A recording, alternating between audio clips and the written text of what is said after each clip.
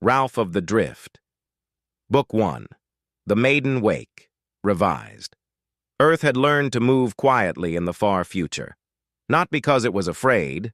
Earth hadn't been afraid in a long time, but because the universe had proven itself full of echoes. Civilizations rose and fell like breath. Signals traveled. Hunters listened. So humanity built its trade routes in the dark between stars and taught its ships to slip through faster than light like fish through deep water. Captain Elias Vance didn't care much for the philosophy of it. He cared about timetables, fuel margins, and the kind of profit that didn't ask questions. His ship, the Kestrel Run, was a fast cargo hauler. Lean hull, overpowered drives, a nose built like a spear. The Kestrel didn't carry tourists or diplomats. It carried sealed crates and urgent freight, medical substrates, rare alloys, spares for colonies that couldn't afford delays. And, officially, nothing alive. Unofficially, the ship carried Ralph. Ralph was white and ginger, patched like spilled sunlight across fresh snow. He had a torn ear from a kittenhood incident no one on board could properly explain, and eyes that could settle on you with calm judgment, like you were the strange animal, and he was doing you the courtesy of observation. Elias didn't call him his pet. He called him Crew. "Ralph," he'd say, tapping a finger against his forehead the way you might tap a console to see if it was responding, "You keep the ship honest." Ralph, typically, would blink once and continue being the most relaxed living organism aboard. On launch morning, the Kestrel Run rose from the equatorial yard like a thought and pierced the cloud layers cleanly. Beneath, the blue curve of Earth turned away, indifferent and ancient. Above, the black opened. Maiden voyages were supposed to be ceremonial things. Blessings, champagne, speeches. But the cargo had a deadline, and Captain Vance had a reputation. The crew, small, sharp, and tired in that professional way, ran final checks while the ship built up charge in her FTL coils. Ralph padded through the corridor as if he owned it, tail up like a banner.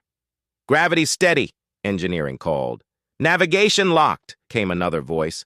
"FTL core stable," the ship's AI chimed, crisp and calm. "Captain, we are within launch parameters." Elias strapped in, the command chair molding around his shoulders. The bridge smelled faintly of coffee and ozone. "All right," he said, "let's go make this ship famous." The stars stretched, reality thinned, and the Kestrel Run slipped through faster than light. It wasn't a violent sensation so much as the sudden certainty that the universe had blinked and you had moved in the blink's shadow. The bridge lights dimmed to a soft red. The instruments hummed with the contentment of systems doing what they were built to do. Ralph, sprawled on the captain's console like an entitled ornament, didn't so much as twitch. Elias smiled despite himself. Then the ship screamed. Not in sound was for air and breath, but in alarms. Red flooded the bridge. The AI's voice snapped into urgency. "FTL destabilization detected. External interference." Elias's hands moved before his brain fully caught up. What the hell? The stars outside the forward canopy collapsed back into normal space. Too fast, too hard. Like a door slamming shut. The Kestrel Run shuddered with a sickening lurch. Something struck the hull, an invisible pressure that forced the ship's systems to their knees. "Engines down!" engineering shouted. "Drive coils venting!" "Power cascade! Captain, we're bleeding!" The main displays went black, then returned in fractured shards. A new symbol burned on the radar, a shape that hadn't been there a second before. Not a ship, exactly, more like a geometry of intent, a shadow with edges. The AI spoke again, calmer than it had any right to be. "Unknown vessel in close proximity. Unidentified energy field suppressing propulsion and weapons systems." Elias's pulse hammered. He fought the instinct to run diagnostics he didn't have time for. "Can we talk to it?" he demanded. "No response to standard hails," comms replied, voice tight. Outside, the shadow shape drifted closer, and the stars behind it looked wrong, warped, as if the thing was drinking light. Ralph lifted his head, his ears angled forward, his whiskers flared. For the first time since Elias had scooped him from a back-alley docking bay on Luna, Ralph looked interested. Then the ship's hull rang, a deep, resonant vibration that traveled through the bones. Boarding. Elias's jaw set. All hands locked down. Seal internal bulkheads, get to safe stations. If they breach, a second tremor, a third. The Kestrel run had been built to run, not fight. Her armor could shrug off debris, not predators. In the corridor outside the bridge, a seam in the air opened, not cut, not forced, but unzipped as though reality aligned. A second tremor. A third. The Kestrel run had been built to run, not fight. Her armor could shrug off debris, not predators. In the corridor outside the bridge, a seam in the air opened. Not cut, not forced, but unzipped as though reality itself had a zipper and someone had found the tab. Figures stepped through. They were tall and lean, jointed in ways that made Elias's eyes itch. Their skin had the matte texture of desert stone, patterned with faint stripes that moved when they moved, camouflage alive, shifting to match the environment. Their heads were narrow, their mouths too wide, and their eyes. Those were the worst, forward-facing and bright, the eyes of something that didn't run from danger. The eyes of something that was danger. Predators. Elias's hand slid toward the emergency sidearm in the armrest. The weapon's indicator was dead, suppressed by the field. Useless. He could still throw it, he supposed. One of the aliens tilted its head, tasting the air as if it could smell fear through sealed doors. Another clicked something sharp and rhythmic. The AI's voice lowered. Captain, unknown life forms on board. No lexical match. Physiological profile suggests apex predatory species. Elias swallowed. How comforting.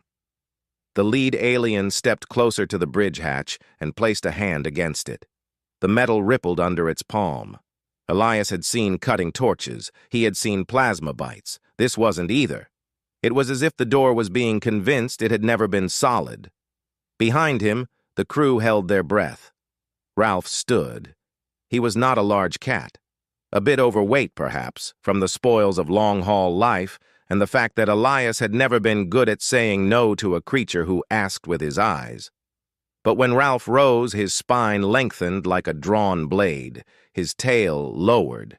His entire body became still in a way that wasn't relaxation. It was focus.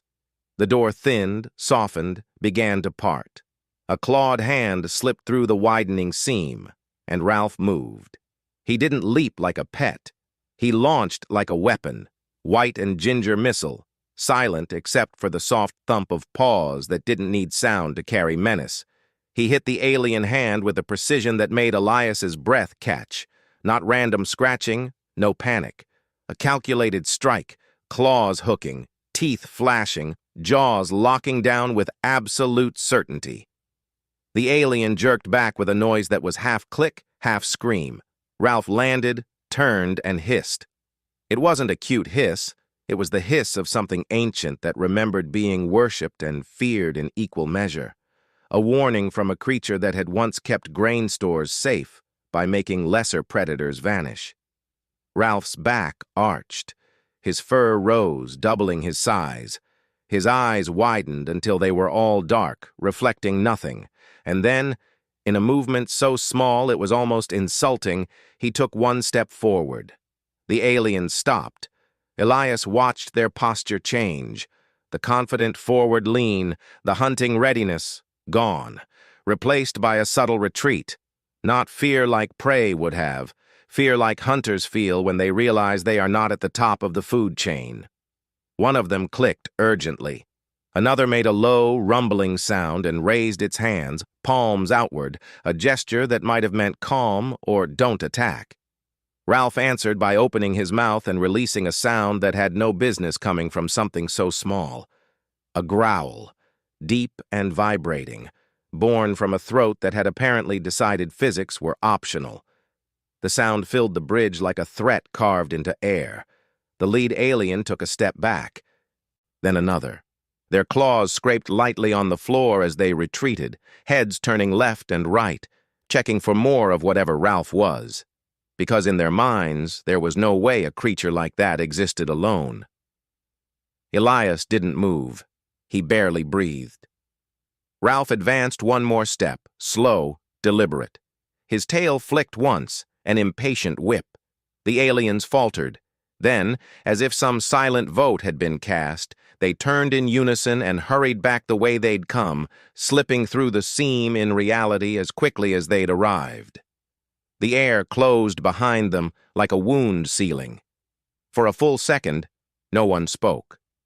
The ship's alarms still glowed, but the most immediate danger was gone. Ralph sat down neatly in the center of the bridge, licked one paw, and began washing his face as though he had merely dealt with a minor inconvenience. Elias exhaled so hard it almost hurt.